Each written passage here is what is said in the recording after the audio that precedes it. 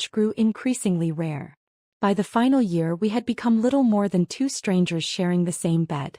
It wasn't until I decided to break the silence and confront him head-on that I learned the truth. He was having an affair. Relief washed over his face as he exhaled and said, "Don't worry. I'll handle it. She's still so young, I can't waste her time." I stood there, frozen, my heart turning to ice in an instant. 8 years together. 6 years of marriage. And in the moment of reckoning, his first instinct wasn't fear that I had discovered his betrayal. It was concern for her wasted youth. Some things are impossible to ignore no matter how much I try to deceive myself. Especially when the lies are this clumsy. On Howard's 35th birthday he was out of town on a business trip.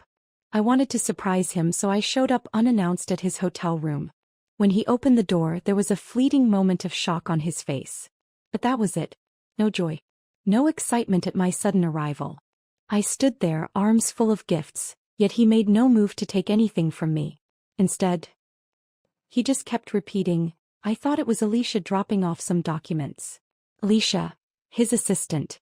I said nothing. My eyes swept over the room.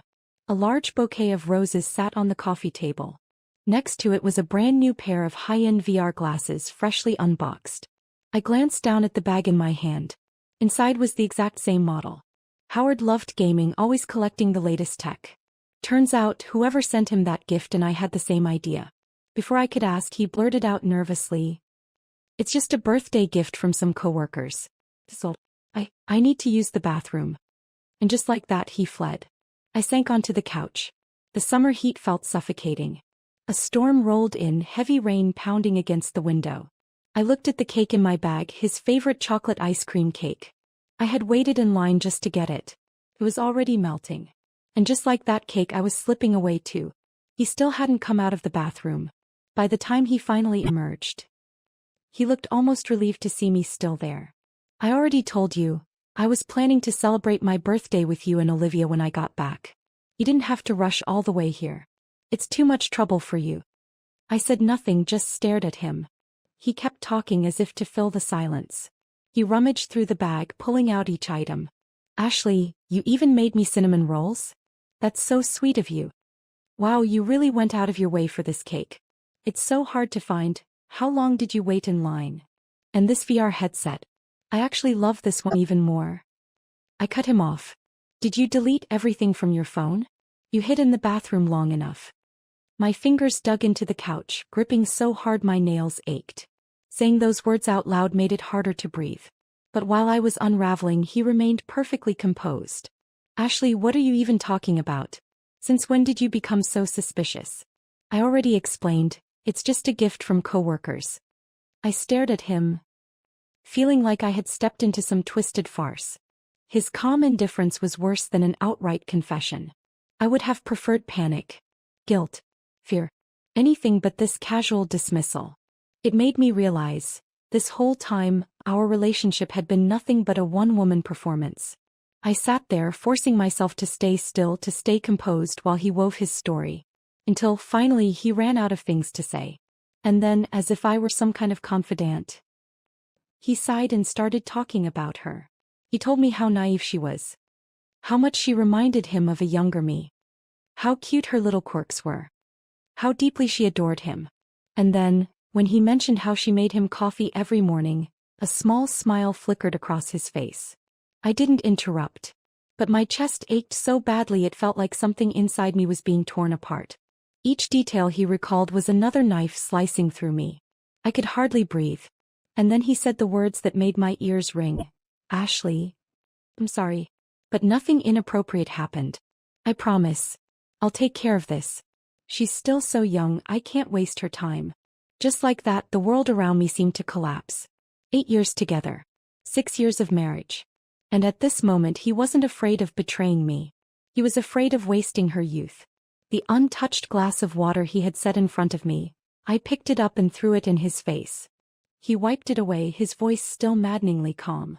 "Ashley, I understand how you feel. I didn't want this to happen either." I had heard enough. I grabbed my bag and walked toward the door. But just as I reached it, I stopped. I turned back. His expression was blank with surprise. And then I slapped him. Twice. By the time I headed back, the rain had stopped. But the air was thick and stifling like a steam bath. My dress clung to my skin, soaked through with sweat and humidity, making me feel like I had just been pulled from the ocean. With no suitable flights available, I took the next closest option, a train. I caught my reflection in the window and realized my face was streaked with tears. How pathetic. How ridiculous. On his birthday, my husband had sat there pouring his heart out, not to me but about her. Telling me how he had fallen in love with another woman. Did he really believe I would never leave him? The more I thought about it, the harder it was to control the flood of emotions. A few strangers had already started glancing in my direction. I couldn't stand their quiet concern, their pitying stares. So I buried my face in my arms, resting against the small table beside me. I just needed a moment to collect myself. I didn't want to break down in public, to look so utterly defeated.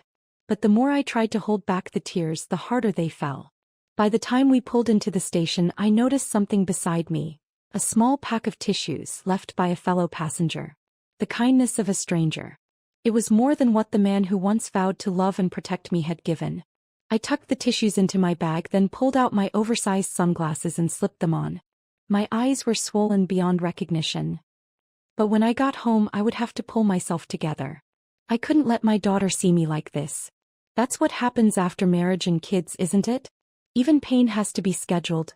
There's always someone else who needs you first. I called my best friend Anna and asked her to take Olivia for a couple of days. After taking care of everything, I stepped into the bathroom and let the hot water run over me, trying to wash away the exhaustion clinging to my body.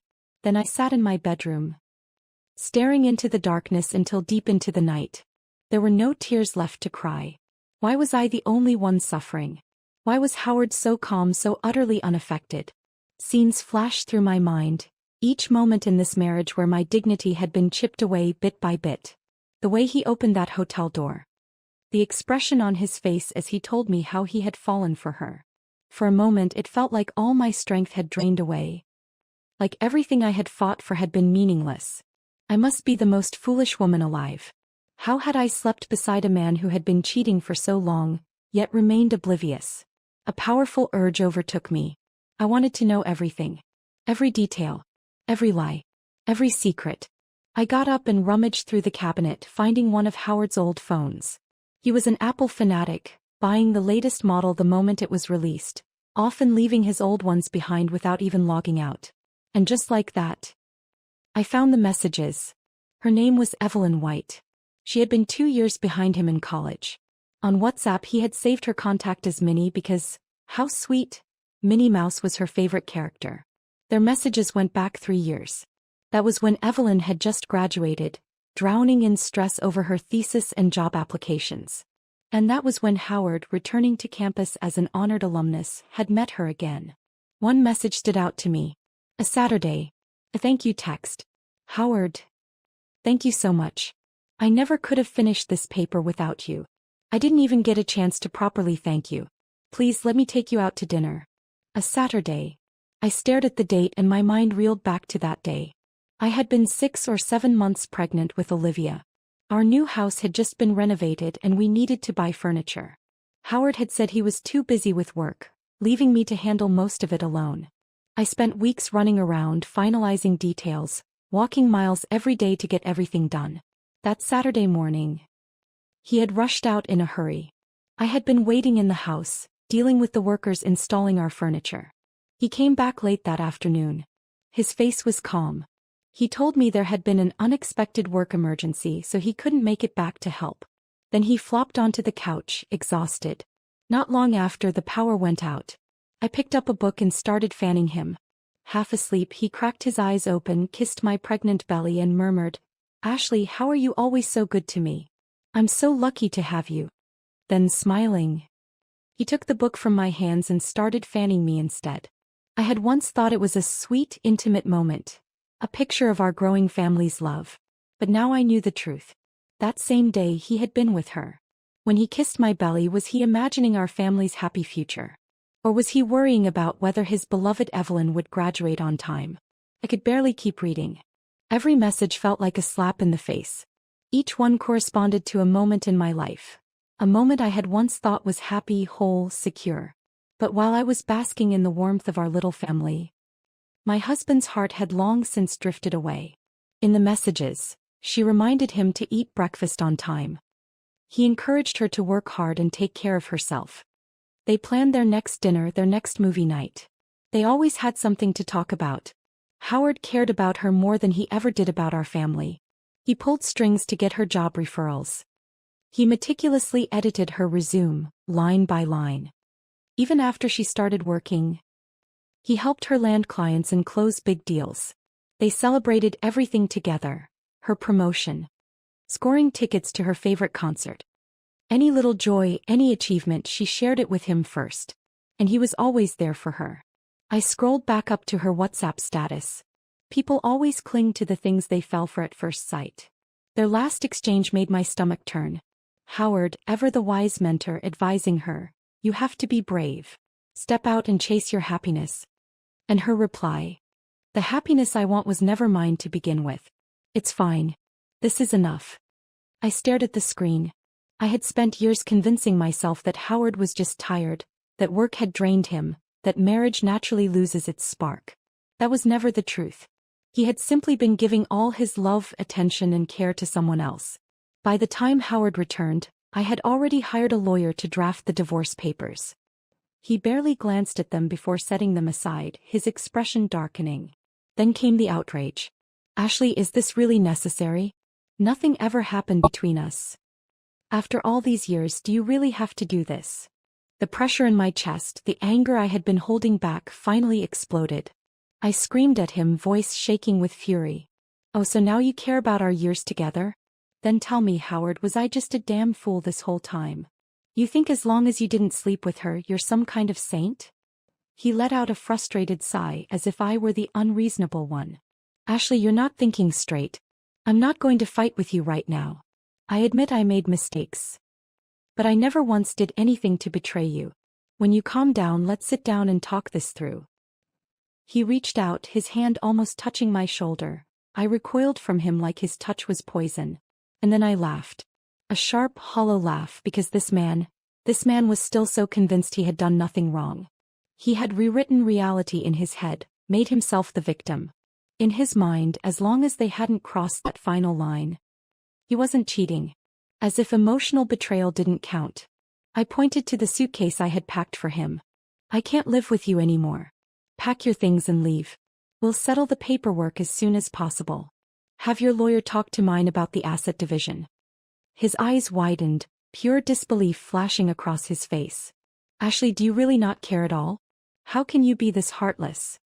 I met his gaze, my voice like ice.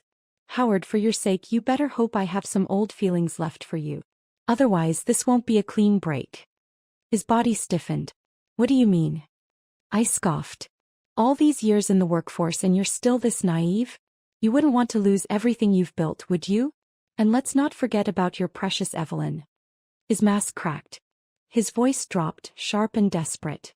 "If you have a problem, take it out on me. Just don't go after her."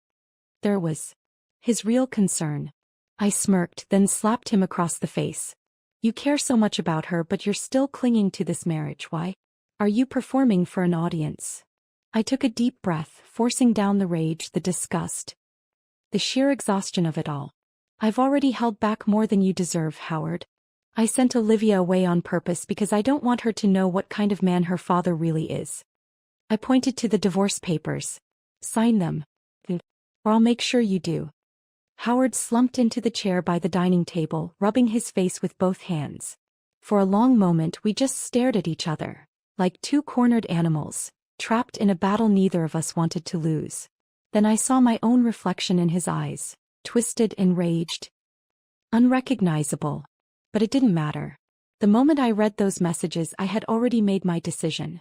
Howard never signed the divorce papers. Instead, he packed his bags and left, saying we would talk once I had calmed down. It didn't matter how many times I told him I had made this decision rationally. He refused to believe it. Before leaving, he asked me, "Have you even thought about Olivia?" I shot back, "Did you think about being a husband and a father when you were doing all of this?" I had expected obstacles in this divorce. What I hadn't expected was that the first person to stand by Howard's side would be my own parents. Howard had barely been gone for a day when my mom and dad showed up at my door. My father sat on the couch, smoking in silence. My mother, on the other hand, wore a worried expression as she spoke. "Sweetheart, I've heard what happened. But in a long marriage people make mistakes. Maybe you should give him another chance. You've been together for so many years. Besides, your job isn't stable. If you really divorce him, how will you manage?" I was a freelancer. The past few days, aside from taking Olivia to school, I had barely left my room. I was exhausted. Physically. Mentally. Fighting with Howard had already drained me. And now, the people who were supposed to be my support system instead of comforting me, were trying to talk me out of leaving him. I let out a bitter laugh. So, before Howard, I was incapable of surviving. Mom, I'm an adult. I know I can't stay married to him. If you truly care about me, then stop adding more pressure. She sighed, frustrated. Ashley, why are you being so stubborn? Can you stop being so selfish? Olivia is still so young. Do you really want her to grow up without a father? I snapped. Did I say Howard can't see her? Did I say I would keep them apart? He will always be her father. But does that mean I have to pretend nothing happened and keep this sham of a marriage going? If I endure it all and stay, will you give me a gold medal for it? My mother shook her head, exasperated. Fine. Do whatever you want. But Howard is such a good man. If you throw him away, I'd love to see what kind of man is willing to put up with someone like you. She slammed her hand against the table and got up to leave. I walked straight to the door and opened it for them. Seeing my reaction, her anger flared even more. What now? You're kicking us out? You think you're too good for us now? Then she sneered, her voice dripping with contempt. Maybe instead of blaming Howard for everything, you should take a hard look at yourself. Ever consider that your rotten attitude is why men get sick of you? I didn't even know how to describe the disappointment I felt. This woman, my mother, wasn't here to console a daughter who had been betrayed. She was here to confirm a theory, that I, the defective daughter, had caused my own marriage to fail. I chuckled coldly. That's right. I'm an awful woman, one that no one will ever want. But even if no one wants me, I'm still getting divorced. Because even a woman like me knows that I don't need someone else to love me. I can love myself. If you think Howard is so wonderful, maybe you should ask him if he wants to be your son instead. My mother gasped. Ashley, how can you say something like that? Do you think we would have come all this way if we didn't care about you? As she and I argued, my father finally put out his cigarette and spoke. I told you not to come, he muttered to my mother. Your daughter is impossible. She never listens. Why should we even care how she ends up? Whether she lives or dies has nothing to do with us. His voice was indifferent. Detached. Like he wasn't talking about his own child but some stranger. It was such a cruel, cutting thing to say, so much so that, for a second, I felt like I had lost my mind. I grabbed a vase from the table and smashed it onto the floor. Get out. Get out. I screamed. But my father's reaction wasn't fear. Instead, he got even more worked up, yelling right back at me. This is how you treat your parents. No wonder you're getting divorced. No man will ever tolerate a woman like you. You'll end up getting beaten to death by your next husband. That was when something inside me shifted. I suddenly stopped feeling angry. Because I realized something. The more I lost control, the more satisfied he felt. So I did the one thing he wouldn't expect. I calmed down.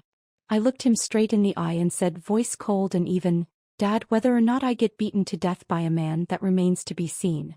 But one thing's for sure. When you grow old and need my help, you should be very careful about how you treat me now. For the first time that night he fell silent. But he forced a laugh, still trying to look tough. You think you can threaten me? You really are an ungrateful brat. I shrugged. Think whatever you want. My mother, desperate to diffuse the tension, wiped at her eyes. Ashley, please, let's stop fighting. Your father is just worried about you. I shook my head. Mom, I'm being very serious right now. If you're my parents, then shouldn't you prioritize me, my well-being, my happiness? I exhaled, my voice growing quieter. Or did you think I would just take it? That no matter what you say, no matter how much you hurt me, I'll always forgive you. For the first time, my parents had nothing to say. I had finally learned the truth. The people you forgive without limits are the ones who will hurt you the most. My mother suffered complications when giving birth to me. After that, she could no longer have children. So, my father never really liked me. And my mother, she believed it was my fault that she couldn't have more kids. My fault that my father didn't love her. Growing up, I noticed my father was different from the other men in town. He had no interest in leaving. No ambition to build a better life. Even managing our small farm seemed to irritate him. For as long as I can remember, he would sigh and grumble, "If only I had a son to help me run this place." I never had new clothes. Never had candy. I can't recall a single moment where he spoke to me with warmth. But what I do remember is the fighting. Endless arguments. Sometimes my father would hit my mother so hard she'd collapse onto the floor. I'd rush to help her, but she would only hold me tight, sobbing. "If it weren't for you, I would have left him a long time ago." And yet, when I was old enough to understand, I started begging her to leave him. But instead of relief, she slapped me across the face. "How could you be so heartless? How could you wish for your parents to divorce?"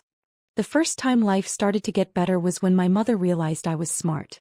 In our tiny town's elementary school, I was always ranked first in my class. Then middle school came and I continued to excel. Teachers kept telling my mother, "This child has a bright future ahead of her." And just like that, she found purpose again. My father refused to pay my tuition. So my mother left town to work as a housemaid.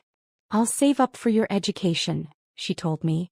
Meanwhile, my father abandoned the farm almost entirely, spending whatever little money she sent home. Thankfully, I survived on scholarships and financial aid. But the biggest fight between my father and me happened when I was in 8th grade. It was right before Christmas. My mother had finally managed to come home for the holiday. She had saved all year. Little by little, but my father had gambled it away. Not only had he lost most of it, but when he came home he demanded more. I had just returned from a friend's house when I saw him punching her to the ground. Blood streamed from her nose. She clung to his leg, begging him not to leave. Her voice broke as she screamed, "Mike, if you walk out that door tonight, I swear I'll kill myself." How pathetic. Even after all the beatings, all the humiliation, her only solution was to harm herself just to make him stay. But I wasn't like her. I wasn't afraid of him. If no one else could put an end to this, I would. I locked the door behind me, stormed into the room and picked up the old landline. Then I called the police. I reported him for domestic violence. Just as I had expected, my mother did not thank me. Instead, she turned on me, her face twisted with fury. "Why did you call the police? He's your father." I stared back at her, unflinching. "If it happens again, I'll call them again. I don't care who it is. Tell me, do you see other families living like this? If I have to, I'll send both of you to jail. I'd rather live alone than like this." She raised her hand to hit me, but I didn't back down. "Go ahead," I challenged her. "You're too scared to fight back against your husband, but you can hit me just fine, huh?" Her hand fell to her side. She only wept. "You don't understand how hard my life is." I stopped listening. I stopped trying to save her. My mother had her own demons to battle. That was her fight, not mine. A few weeks later, she paid off some officers and hired a lawyer to get him out of jail. The day he returned home, he pointed a finger at me and snarled, "I should break your damn legs." I walked straight to the neighbor's house and picked up their phone. I called the police again. My mother dropped to her knees, begging me to stop. "Please don't do this. I promise he won't touch you again." So I put the phone down. And from that day forward, my father never hit me. But he did call me a heartless animal. "You'll never amount to anything," he sneered. "And you sure as hell won't be there for me when I'm old." I smiled coldly. "You're right about one thing. A man like you doesn't deserve anyone's love." Growing up in a family like mine, making it out alive was already a miracle. While I struggled to survive, that man, my so-called father, sat at a gambling table throwing away what little we had. I never saw him as a father. He was nothing more than a wretched man I was unfortunately bound to by blood. Howard and I met in high school. Back then, he was the classic rebellious transfer student, always on the fringes, never taking anything seriously. I, on the other hand, was the hard-working straight-A student. Fate, however, had a twisted sense of humor. On the first day of school, he was assigned as my new seatmate. His mother approached me personally, asking if I could keep an eye on him, help him with his studies. I was caught off guard. Politely, I told her I was just his classmate, nothing more. Howard saw the whole thing. Embarrassed, humiliated, he snapped at his mother in front of everyone, sending her away. Then he turned to me, looking down from his imaginary throne. "Hey, little Miss Perfect. Do you really think being good at school makes you special?" I rolled my eyes and ignored him. Soon enough, seat assignments would change based on our grades, and I couldn't wait to be rid of him. The problem with sitting next to Howard? He was handsome, and that meant trouble. Every day, girls would pass him love letters, chocolates, whatever excuse they could find to get his attention. Between classes, I would bolt out of the classroom, trying to avoid the crowd of admirers. At first, I helped pass the notes along, but after a while, it got annoying. So I stopped. That was when things took a turn. A few girls convinced themselves I was jealous, that I must have a crush on Howard, and that's why I refused to help. They started with small things, scribbling nonsense all over my textbooks. Then came the rumors. They told the whole school I was a prostitute. Then one day I found my seat covered in red ink. I had had enough. So I grabbed the girl who was laughing the loudest by the hair, and dumped an entire bottle of red ink over her head. And just like that, things escalated. Bullying followed, but unlike most victims, I wasn't interested in suffering quietly. One afternoon I made sure I was the last to leave school. 3 of them followed me, taking their chance to attack when I was alone. I let them. Right under the school's security cameras, I took every punch, every kick, letting the footage capture everything. Then when I decided it was enough, I broke free and ran, leading them exactly where I wanted. To the first-floor bathroom. The one where, earlier that day, I had shut off all the water valves. They chased me inside. And the moment they stepped in, they slipped. Because I had coated the floor with lubricant. Then as they scrambled to get up, I grabbed the janitor's mop and dipped it straight into one of the toilet bowls. One by one I beat them with it. By the time Howard arrived, breathless, panicked, I was sitting on the floor looking small and fragile, telling the police how I had barely escaped. The security footage showed everything. Their attacks. My escape. I refused to back down, insisted on pressing charges. With all the rumors they had spread, plus the physical assault, they were expelled. And they paid me a huge settlement. Afterward, Howard sat beside me and asked, "Were they really the only ones who bullied you?" I smirked. "What, are you a detective now?" When he didn't respond, I added, "Whatever you do is none of my business. But at the very least, stop being a damn inconvenience." To my surprise, Howard didn't fight back. Instead, his voice was awkwardly soft. "I'm sorry, Ashley. I know I've caused you a lot of trouble." I didn't care if he apologized or not. But from that day on, he started changing. He helped me carry my books. He watched his words around me.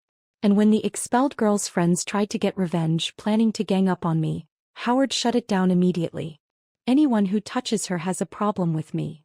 Not that I cared. If they wanted to come after me, I'd just take the beating and sue them for more money. I was desperate back then. Always worried I wouldn't be able to afford school, that I would lose my chance to escape my life. At first, I found Howard annoying. Most of my troubles were because of him. I even switched to another class without telling him. That was the first time he cornered me in the hallway, looking almost lost. "Ashley, do you really hate me that much?" Without hesitation I answered, "Yes." His brows furrowed. "Why?" I sighed. "Because you're a hassle." To my surprise he grinned. "Then I'll stop being a hassle. And if I do, can you try not to hate me?" I didn't answer. Because at that time, I saw everyone as nothing more than temporary figures in my life. People who would come and go. People who didn't matter. Because I would keep moving forward, keep going, until I reached the life I had always dreamed of. From that moment on, Howard changed. He cut ties with his delinquent friends. He started taking school seriously, so much so that, by junior year, he transferred into my class. The first day he walked in, he strolled right up to me and smirked. "Ashley, you're never getting rid of me." I didn't bother responding. His mother, on the other hand, was thrilled. She was convinced that I was the reason for Howard's transformation. And just like that, we became seatmates again. Thanks to Howard, I spent the last semester of high school being well taken care of. Whenever his mom sent him gifts or homemade cookies, there was always a share for me. She'd tell him, "Make sure to give some to that cool classmate of yours. Those cookies, delicious." And on those unbearably hot days, the iced tea Howard brought from home perfectly chilled. One particular afternoon the school's power went out. The classroom felt like a sauna. And the air was stifling. Howard sat beside me lazily flipping through a book. Then without a word he started fanning me with it. That afternoon I took one of the best naps of my life. And when I woke up, my eyes landed on the sweat dripping down his neck. For a split second my heart skipped a beat. But there was no time to dwell on it. Senior year was a blur of competitions, exams, and endless preparation. The closer we got to college entrance exams, the more anxious Howard became. He needed to know which school I was applying to. He kept asking if I was planning to ditch him in college. And to be honest, that was the first time in my life that someone had ever cared about me that much. Howard and I officially got together in college. It happened after something that should have been a tragedy. One night I was working a late shift when a storm rolled in. The rain was pouring and for safety reasons I decided not to return to campus. The next morning, the news broke. The bus I was supposed to take back to school had been in a horrific accident. There were multiple fatalities. My phone had water damage from the rain, so I couldn't contact anyone. By the time I got it repaired, Howard had called me dozens of times. His entire family had been trying to reach me. And when I finally answered, when I finally showed up, Howard pulled me into the tightest embrace, his eyes bloodshot. "Ashley, were you trying to fucking kill me? Do you have any idea how scared I was?" His entire body was shaking. I hugged him back. And in that moment, I realized I had never seen Howard afraid before. Not once. But that night, for the first time in his life, he said he had known real fear. When we first got together, he told me, "The moment I saw you, I knew you'd take my last name one day." And on our wedding day, he grinned and said, "See? I told you this would happen." Back then I laughed. I truly believed we would be happy. Howard came from a warm, loving family. His parents had been together for decades and their love never seemed to fade. In all the years I spent with them, I never once saw them fight. I thought their present would be our future. But the Howard who once loved me so fiercely, and the Howard standing before me now, they felt like two completely different people. By the second month of our stalemate, I had stopped expecting anything from Howard. But that night, half asleep, lost in a haze of exhaustion, I suddenly felt an arm wrap around my waist. I screamed. The voice-activated bedside lamp flickered on, flooding the room with light. Howard's face came into view, his expression heavy with guilt. For a brief second I was too stunned to react. Then, before I could move, he pinned me down. "Ashley, it's me." And then he kissed me, clumsy, desperate, reckless. I immediately raised my hand to slap him, but he grabbed my wrist, holding me in place. That was when I kicked him hard right between the legs. He let go instantly. His breath came in ragged gasps, his body tensed in pain. Then he finally muttered, "Why? Before, wasn't this what you... Howard, can you stop playing dumb?" I cut him off coldly. I knew exactly what he was referring to. After I gave birth to Olivia, Howard had barely touched me. It was nothing like before. Back when we first got together, when he couldn't keep his hands off me. At first I thought the problem was me. I had scars from the C-section. So I had them treated. I started working out, getting beauty treatments. I changed, piece by piece, stripping away parts of myself to become someone I thought he would want again. Once I even took my friend's advice and bought a sexy nightgown. The thin, sheer fabric clung to my skin, making me feel like some pathetic actress in a scene I wasn't meant for. Maybe our routine had become too mundane. Maybe he just needed a little excitement. But the moment I pulled back the covers under the dim glow of the bedroom lights, I saw it. That flicker of discomfort in his eyes. I froze. Every movement, every carefully arranged pose, all of it stiffened under the weight of his reaction. And then, as if he were bracing himself for some unbearable duty, his face twisted into something resembling resignation. That was the final blow. Furious, I yanked the blanket over myself and turned away. There is nothing more humiliating for a woman than seeing that look in her husband's eyes. And still I blamed myself. I told myself not to force it. I even worried that maybe he was struggling with something deeper, so I secretly consulted a therapist. But when I carefully, cautiously suggested he might want to see someone about it, he exploded. He accused me of being obsessive, of overthinking everything. "Ashley, not everything has to be about sex. Why do you have to be so needy all the time?" I still remember how my face burned in that moment, how my mind went blank. I had spent months agonizing over what was wrong, whether I was the problem, only for my own husband to make me feel like some desperate, unsatisfied woman.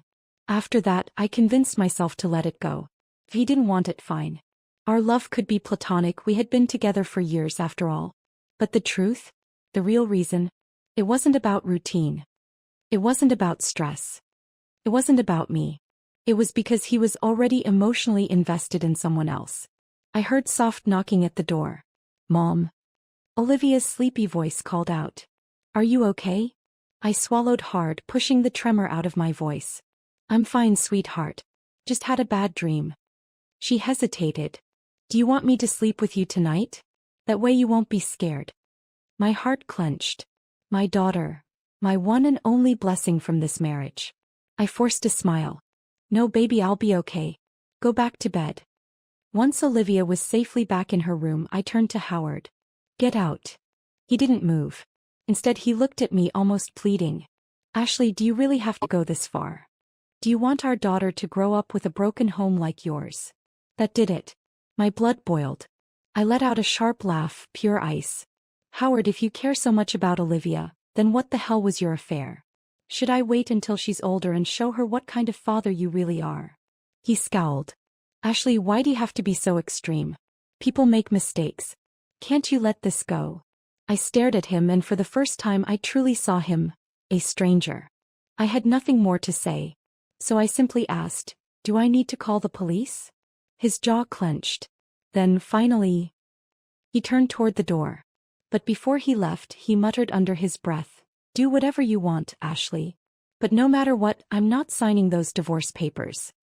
The door shut behind him. I stood there in silence. "No matter what?" I murmured. "Howard, you will sign those papers. One way or another." In the days that followed, I did nothing more than sit outside Evelyn's office building. And just like that, Howard lost his mind.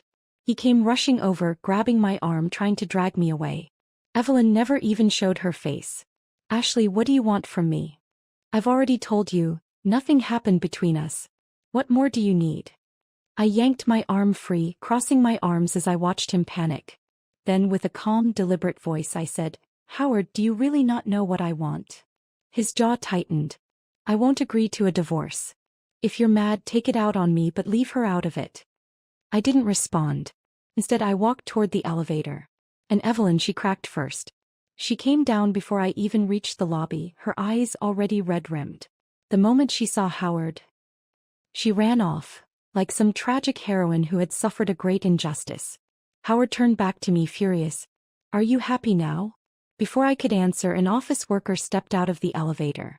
"Miss Jones, sorry to keep you waiting. Mr. Brown is very interested in your marketing proposal. He's waiting in his office for you." I shrugged, then patted Howard's shoulder with mock sympathy. "You and your mistress have such fragile nerves. I have a feeling Evelyn and I will be seeing each other a lot in the future. How do you think she'll handle that?" That afternoon, Howard's texts started flooding in again. "Ashley, this really has nothing to do with Evelyn. Please stop pressuring her, she can't take it." Pressure? Funny. If she had done nothing wrong, why would she be feeling any pressure at all? I typed my response. "Howard, my patience has limits. I haven't even done anything yet and you're already this nervous. If I really decide to take action, don't blame me when you regret it." He didn't reply after that.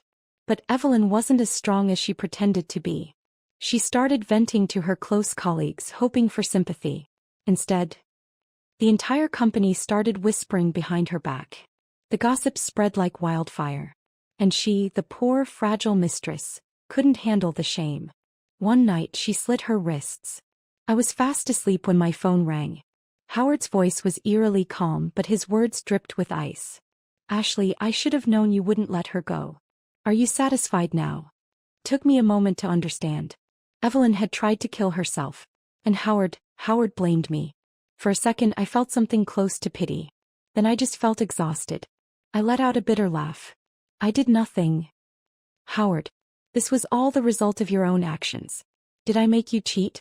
Did I force her to be so shameless that she ran around seeking validation, only to end up humiliated?" Howard's voice grew harsher. "Do you have no compassion? No empathy? Is this what you wanted? Fine.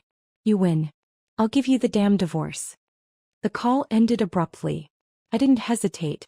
I grabbed the divorce papers and drove straight to the hospital. Divorce was always a battle of attrition. Howard had been stalling, resisting, making it as difficult as possible. Sure, I could have fought it out legally, but that would have been a long, messy process. No. He was emotionally compromised, and I wasn't going to waste this opportunity. When I arrived at Evelyn's floor, Howard saw me and immediately lost his temper. He kicked over a chair, his voice raw with frustration. Jesus Christ, Ashley, when the fuck is this going to end? I didn't even flinch. I simply lifted the folder in my hands, waving it lightly. He froze. For a moment, his expression was unreadable. Then his lips curled in disdain. You're heartless.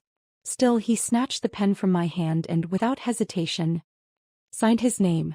I took my copy, neatly tucked it away into my folder, and without a word, I turned and walked away. After that day, I never saw Howard again. Months passed before I heard anything about him, and it wasn't from him. It was Evelyn who came looking for me. She showed up, face drawn with worry, and told me that Howard was in bad shape. Drinking himself into oblivion. Quit his job. She wanted me to check on him. And, of course, she insisted, once again, that nothing had ever happened between them. That I had misunderstood everything from the very beginning. I sighed. The divorce was finalized. Why the hell was she still dragging me into this? So I didn't bother with pleasantries. I don't need to hear this. And honestly, Evelyn, this is what you chose. You worked so hard to be with him, so go ahead and enjoy it. Her face darkened. Do you have to be so cruel? Howard loved you for years, and yet you can just cut him off like this. You really are heartless. No wonder no one could ever truly love you. I didn't react. Instead, I tilted my head and smiled. Evelyn, take a guess. If I hate you both so much, why do you think I agreed to meet you today? She frowned. Why? I leaned in slightly and said, voice dripping with amusement. Because my life has been a little boring lately. I needed some entertainment. And watching you two make a mess of your own choices? It's like watching a real-life freak show. Her face burned red with anger. She pointed a shaking finger at me, but no words came out. Then, with one last glare, she spun on her heel and stormed off. Life gradually returned to normal. Sometimes my mother would send gifts for Olivia and me. Other times she would subtly, or not so subtly, suggest that I should remarry, that Olivia needed a father. I remained calm and told her to stop. These gestures, these half-hearted attempts at care, were meaningless now. I had long outgrown the need for anyone else to hold me up. As for her worries about old age, I had already been financially supporting her. But beyond that, there was nothing more. If she wanted to talk about emotions, well, when I needed her the most, she wasn't there. And if she wanted to talk about benefits, if she expected me to be her retirement plan, then she should have at least invested in this so-called asset first. The reality was, I had seen this coming a long time ago. All through my school years, I worked side jobs, wrote articles for newspapers, because I knew if I relied on her, I would never finish my education. Most of her savings had gone to my father's gambling habits. One day over the phone she snapped at me. Aren't you afraid Olivia will turn out like you? Heartless. I exhaled slowly. And what exactly have I done to you? She huffed. You barely talk to me. Is that a crime? I laughed bitterly. You had no plan, no direction in life. And now you expect me to clean up after you. Do you think that's fair? I've been the one holding your life together for years. Your bills, your medical expenses, everything. And yet somehow I'm still the villain. She didn't respond. Because deep down she knew I was right. As for Olivia, I had her because I wanted her, because I loved her. Not because I needed her to fill a void or secure my future.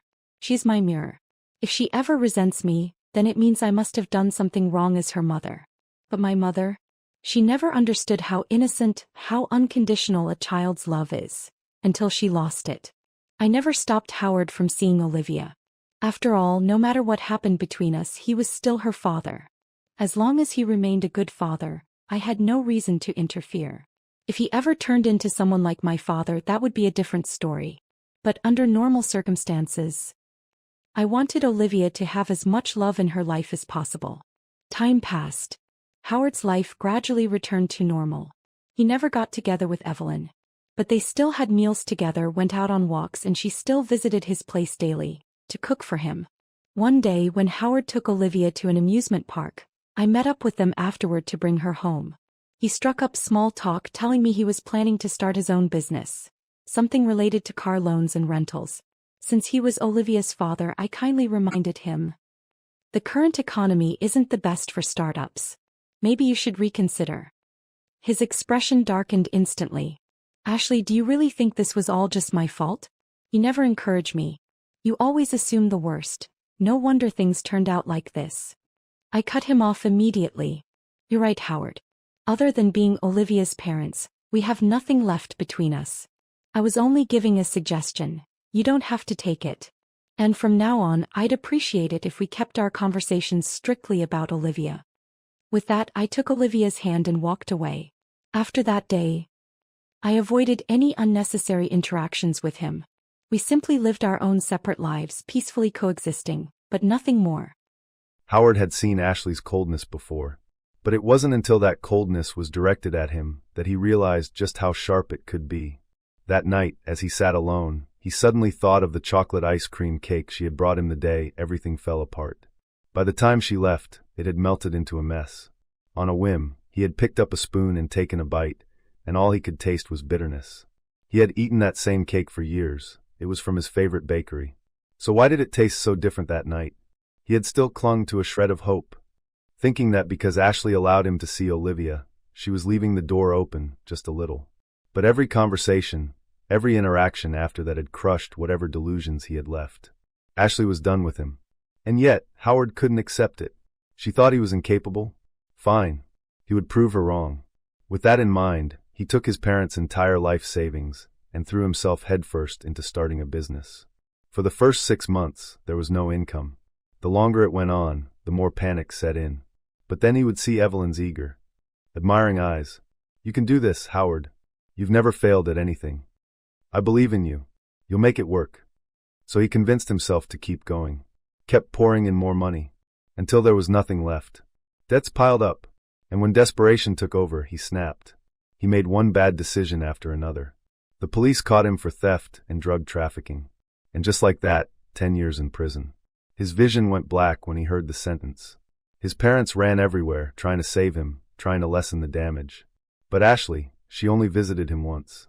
She stood before him, completely indifferent, as if looking at a stranger. There was no anger, no sadness, just nothing. She no longer worried for him, no longer planned for him. He thought back to when he had just graduated, how she had sat beside him, carefully helping him rewrite his resume. Back then, she had treated his success as her own. After they got married, she had gone even further, hosting dinners to maintain his office connections, arranging outings with the wives of key executives. Every step forward in his career, every single promotion, she had been right there beside him. They had been a family, a happy whole family. And now he had nothing. At that moment, he finally understood. They had truly become two parallel lines, never to intersect again.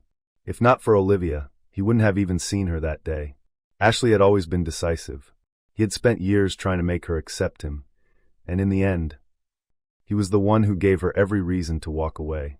He wondered, would 17-year-old Howard hate him for losing her? Would his younger self look at the man he had become and feel disgusted? Howard never saw Ashley again. The only news he got about her came from his parents. She got remarried. Her husband was younger than her, thoughtful and kind. Olivia was thriving, confident, warm, and full of life.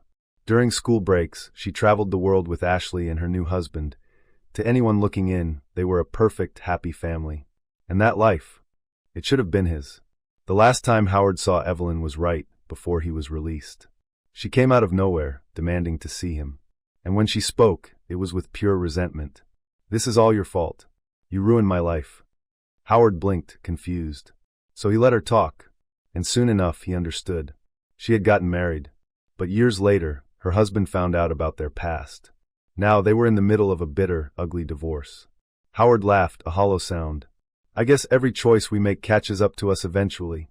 Evelyn glared at him. But he wasn't even listening anymore, because in that moment, he could no longer lie to himself. He had spent so much time blaming Ashley, convincing himself she had pushed him away. But the truth was, he had done this to himself. Ashley had always been brutally honest. When their marriage had started falling apart, she had never played games. She didn't run. She didn't hide. She had gone straight to him, demanding answers. But the more she confronted him, the more he feared her seeing the truth. And when the truth finally came out, she didn't break down. She didn't beg. She simply walked away. After his release, he wanted to see her. But he had no reason to. No excuse. The only time he caught a glimpse of her was when he went to see Olivia. From a distance, he saw her leaning against another man's shoulder, laughing. Ashley had always been someone